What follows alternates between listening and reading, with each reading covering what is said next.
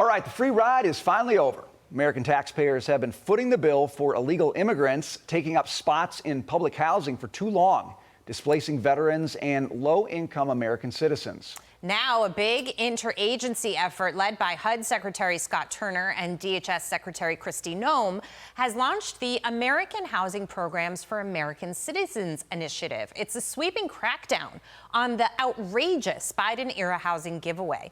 Turner saying the initiative is putting Americans first once again.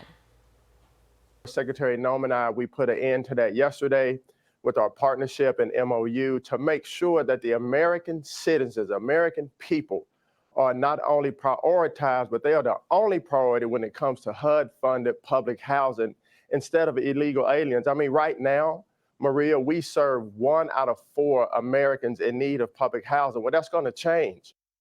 Wow.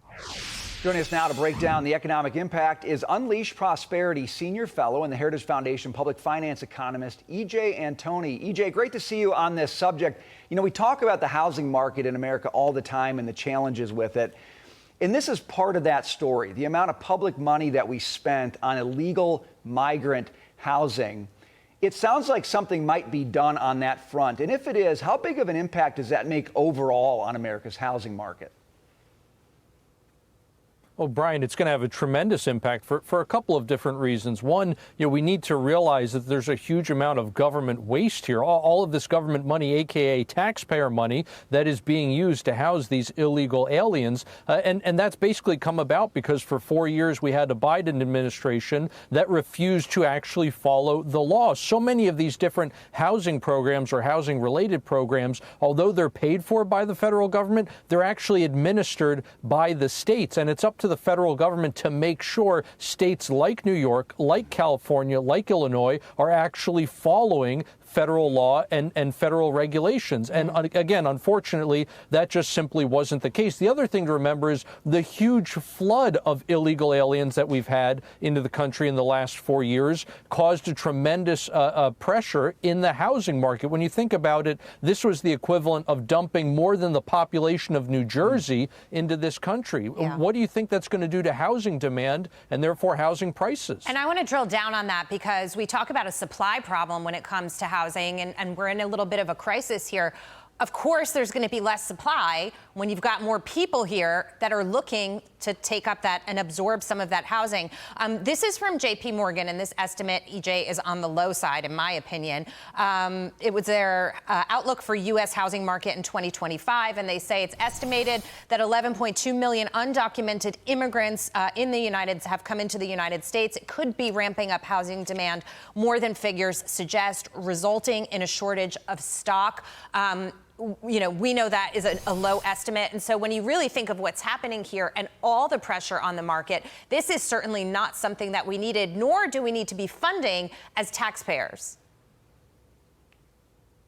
Jackie, you're spot on. That's exactly right. So at the same time, you are again bringing in this flood of illegals, and you're causing this additional pressure on the housing market. It's an additional cost to taxpayers because all of this is being funded again by the federal government, which means it's being funded by taxpayers. And let's not forget that every dollar the government spends today, I should say every marginal dollar that the government spends, is going to be borrowed. And the more the government spends and borrows, the worse inflation becomes. And so getting rid of this problem, reducing this problem, is going to have a very positive impact, not just on the housing market, although that's certainly the case, but even on inflation conditions more broadly.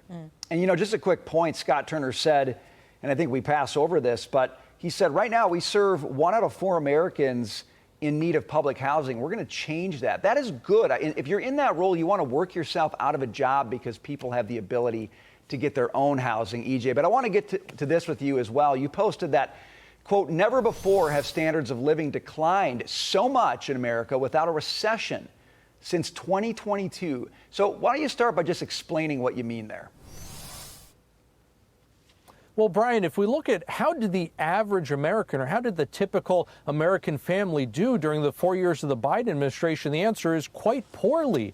For example, what the average American could actually buy with their weekly paycheck plummeted. It was down 4% by the time Biden left office. I mean, that's terrible. So you didn't make any progress. Things actually receded. Well, that certainly sounds like the definition of a recession, right? People could afford less than they could before. At the same time, credit card debt for consumers absolutely exploded. We're at a point now where just the financing charges alone on those credit cards is well over $300 billion a year. The monthly mortgage payment on a median price home doubled during the 4 years of the Biden administration. I mean, by virtually any metric you can think of, people's personal finances deteriorated. Again, things went backwards, and that normally coincides with a period that we eventually classify as a recession. But because the government threw so much money into the economy, again, money that was borrowed and printed, it caused not only these government statistics to look pretty good,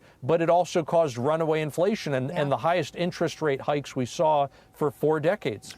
And the Biden administration, just in the last minute that we have left, obviously not not present anymore, love to tout the fact that minimum wage went up and they made people feel like they were making more money. But when you looked at real wages adjusted for inflation in the period of January 2021 to September of 2024, EJ, real wages were down. They were down 1.4%. What no one understood was that if you were making more money, but the price of a hamburger doubled, it didn't really matter. Exactly, Jackie. And another important consideration is not only did hourly wages fall real, as you pointed out, in other words, inflation-adjusted hourly wages, but on top of that, the average worker was able to work fewer hours. More people lost full-time jobs and ended up having to replace them with part-time ones. So, again, not only were you making less hourly after adjusting for inflation, but at the end of the week, you were working fewer hours and therefore making even less than just the hourly wage rate would indicate. So again, by any metric, people were worse off financially at the end of those 4 years. It's a great conversation. What is a recession? What's the right way to measure it? Good to hear from an economist on that, EJ Antoni. Thank you, sir.